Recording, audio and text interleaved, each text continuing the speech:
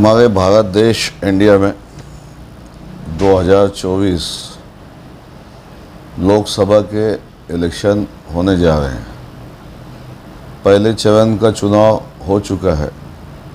100 से ज़्यादा सीटों पे इलेक्शन हो चुके हैं और नताइज भी इंडिया अलायंस की तरफ जाते हुए हमें नज़र आ रहा है।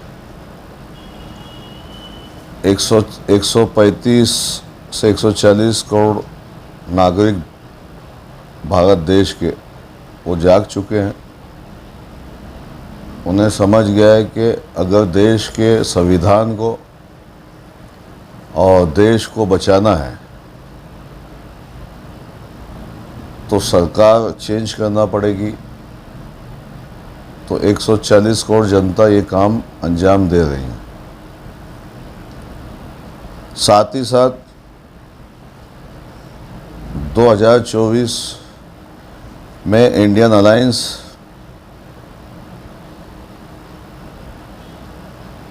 की सीटें पूरे देश में अलायंस हुआ है।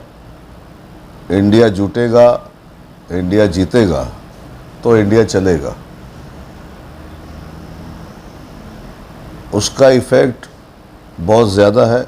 तमाम सियासी पार्टियां चंद पार्टियों को छोड़ करके इकट्ठा हो गई है और 2024 का जो इलेक्शन है वो भारत देश के नागरिकों को एक सिमत ले जाएगा, अपनी दिशा में ले जाएगा और संविधान बचेगा तो हम बचेंगे, देश के नागरिक।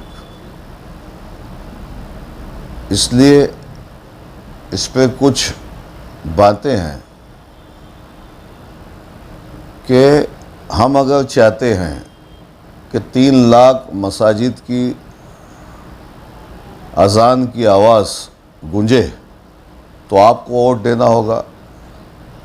अगर हम चाहते हैं मंदिरों की आवाज़ माइक से आए तो हमें वोट देना होगा।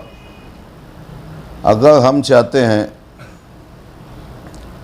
कि मदारिस 30,000 से ज़ायद मदारिस की हिफाजत हो सके और उसमें से 25,000 हुफ़ाज़ कराम हुफ़ाज़ बन सके तो हमें वोट देना होगा। अगर हम चाहते हैं कि हमारी माँ बहनों के सरों के ऊपर हिजाब कायम रहे तो हमें वोट देना होगा। अगर हम चाहते हैं रोज़गार, जो हमारे नौजवान बच्चे पढ़ लिख करके पैसा खर्चा कर माँ बाप अपने पेट को मार करके बच्चों को तालीम हासिल करवा के उनको नौकरियां नहीं मिल रही है, अगर हम चाहते हैं उनको नौकरियां मिले तो हमें वोट देना होगा। और हमारी बहन बेटियों की हिफाजत, चाहे वो किसी भी मज़हब की बहन बेटी हो, अगर उनकी हिफाजत हमें चाहिए तो हमें वोट देना होगा। जेलों में केस मुकदमात दर्ज कर दिए जाते हैं, उससे बचना है तो हमें वोट देना होगा। हमें इस मुल्क में हलाल ग़िज़ा खाना है तो हमें वोट देना होगा।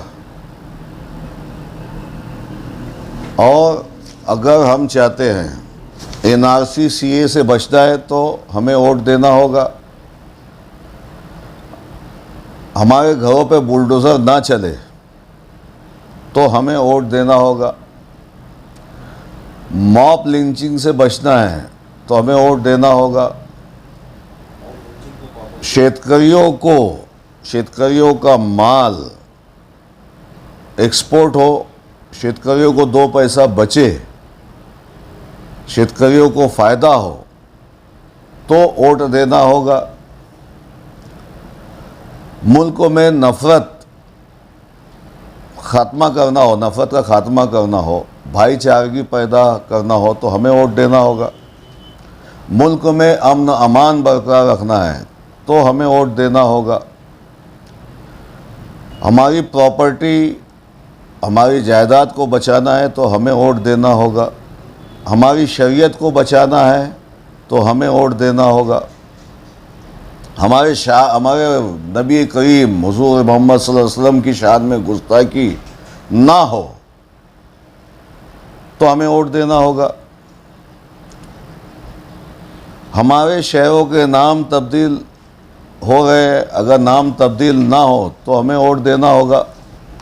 हमें वोट देने की ज़रूरत इसलिए है कि ये सब का खात्मा अगर हमें करना है,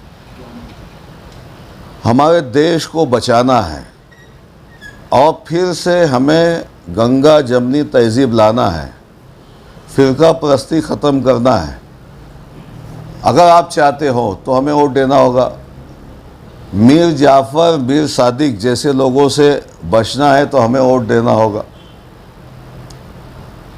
अब बहुत हो चुका। अगर 2024 में अगर हम घरों से बाहर निकल कर के वोट नहीं देते हैं तो एनआरसी, सीएए जैसे कानून को नाफिज किया जाएगा और हमारे को कैंप के अंदर भेज दिया जाएगा, हमारी वोटिंग पावर को ख़त्म किया जाएगा। तो फिर हम क्या करेंगे? तो ये सारी जो बातें हैं, जब जब हुकूक ही ख़त्म हो जाएगा, हमारा हक ख़त्म हो जाएगा। ये मैं खाली मुसलमानों के लिए बात नहीं कह रहा हूँ, ये इंडिया के 140 करोड़ जनता को आह्वान कर रहा हूँ कि हमें वोट देना होगा। और अब की बार इंडियन अलायंस को हमें लाना है। इंडियन अलायंस से जो उम्मीदवार दिया है उसको चुन करके लाना है। तो ये सब सारे जो हुकूक है ये हमें मिलेंगे। आज महंगाई आसमान को छू रही है। इन्होंने जब 10 साल पहले वोट मांगा था तो महंगाई के मुद्दे पे वोट मांगा था। उस वक्त 400 रुपये सिलेंडर मिलता था, आज 1300 साढ़े 1300 रुपये गैस का सिलेंडर है। उस वक्त डीजल की कीमत 48 से 50 रुपया हुआ करती थी, आज 92 रुपया है। सब डबल हो गया। और अंबानी, अडानी जैसे लोग मुल्कों को चला रहे, मुल्कों को लूट रहे हैं। जो लोग भ्रष्टाचार का ऐलान करके चुन करके आए, वो भ्रष्टाचार लीडरों के ऊपर इन्होंने ईडी की चौकसी लगाया और इनकी पार्टी में शामिल कर दिया, वो पाक साफ हो गए। तो ऐसा लगता है कि ईडी वगैरह लगा करके लोगों को डरा धमका करके देश के ऊपर हुकूमत करने वाले लोगों को अगर हमें वोट देना है 2024 में, तो 2024 में हमें वोट देना होगा, इंडियन अलायंस की सीटों को लाना होगा। और मैं आपके चैनल के माध्यम से मौलाना मौसूफ, हमारे बुज़ुर्ग आलिम दीन मौलाना उमरैन महफूज रहमानी का मैं शुक्रिया अदा करता हूँ कि अल्लाह ताला ने उनके अंदर राई के दाने के बराबर ईमान बचा है, उसको महफूज करने के लिए और तकवे की बुनियाद के ऊपर कौम और मिल्लत के लिए उन्होंने फ़ैसला किया।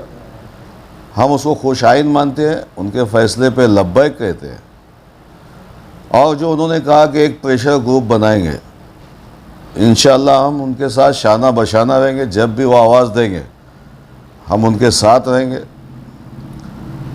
और मालेगांव की आवाम से, ख़ास तौर से मालेगांव की आवाम से मैं गुजारिश करूँगा कि बीजेपी के दलालों से होशियार है। आज शहर को हमें बचाना है। आज हमारे शहर में हमारी कुछ चलती नहीं है। शहर में हमारे लोगों के काम काज इतने बदतरीन हालत से हम गुजर रहे हैं। तो इससे परे हट करके जो मौलाना मौसूफ ने कहा कि सियासत अबतर हो चुकी है, उसको बरतर करने के लिए प्रेशर ग्रुप बनाएंगे, तो हमें उनकी बात पे लब्बैक कहना चाहिए और हर एक इंसान ने उस प्रेशर ग्रुप में शामिल होना चाहिए। और फिर से एक बार मैं आह्वान करूँगा कि 2024 में हमें घरों से निकलना है, किसी का इंतज़ार करना नहीं है। घरों से निकल कर के इंडियन अलायंस के जो उम्मीदवार हैं और हमारे धुलिया मालेगांव के जो उम्मीदवार हैं, जो इंडियन अलायंस का उम्मीदवार है, जिनके साथ शरद पवार साहब है, जिनके साथ उद्धव ठाकरे साहब है, उनके साथ सोनिया जी है, समाजवादी पार्टी के अबू आसिम साहब है, आप पार्टी के केजरीवाल साहब है, ऐसे बहुत सारी पार्टी के लोग साथ में जुटे हैं। इसलिए मैं चाहूँगा कि जो शोभाताई बच्चाओ, जो कांग्रेस के निशान, पंजे के निशान है, उनका भारी अक्सरियत का आपको पंजे के निशान पर वोट देना है। और हम सब ये जो चाहते हैं, जो मैंने आपको बोला, तो हमें इंशाअल्लाह वो मिलेगा। और हम किसी डर और खौफ से हम ये बात को नहीं बोल रहे। हम अल्लाह के डर खौफ से डरने वाले लोग हैं, है ना। हमें किसी से डरने की कोई ज़रूरत नहीं है। यही आपके चैनल के माध्यम से मालेगांव शहर के अवाम को संदेश देना था। अस्सलाम वालेकुम।